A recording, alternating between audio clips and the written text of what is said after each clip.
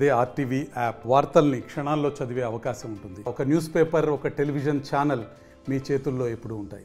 కొన్ని అనివార్య కారణాల వల్ల కొన్ని విభేదాలు వచ్చి హనుమంతరావు సోదరు అన్న చెప్పినట్లు విభేదాలు వచ్చి పార్టీ కార్యక్రమాలు పార్టీ జెండాను వదలకోకుండా విడివిడిగా కొన్ని కార్యక్రమాలు చేసుకోవడం జరిగింది. అయినా కూడా మనమందరం కూడా పార్టీ బలోపేతానికి మాత్రమే కష్టపడ్డాం గానీ వైసీపీ పార్టీని ఎదిరించడంలో అన్ని రకాలుగా అన్ని విధాలుగా ముందుకెళ్లాం. మన మధ్యలో చిన్న చిన్న విభేదాలు మనస్పర్ధలు కుటుంబంలో కూడా ఉంటే ఆ విధంగా ఉన్నమాట వాస్తవం.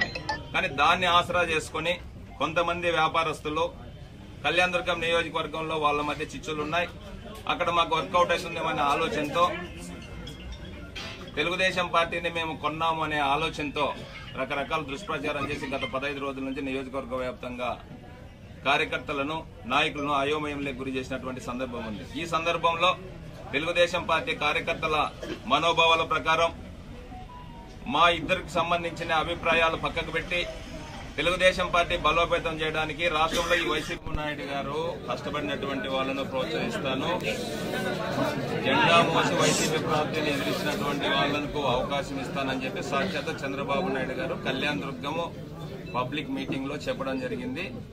మా నాయకులందరితో మాట్లాడి నిర్ణయిస్తానని చెప్పి ఆయనే చెప్పాడు.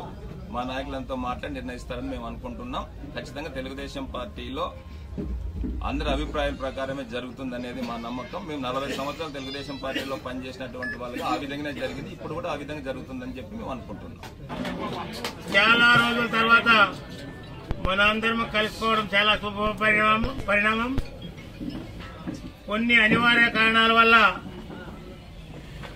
పార్టీ కార్యక్రమాలు విడివిడిగా నిర్వహిస్తున్నాం. ప్రస్తుత నియోజకవర్గంలో రాజకీయ గందరగోళం ఏర్పడిన సందర్భంగా కలిసికట్టుగా పార్టీకి కొనసాగిస్తాం. మన మధ్య ఏర్పడిన విభేదాలు వీడి కలిసికట్టుగా ముందుకు సాగుతామని తెలియజేస్తున్నాను.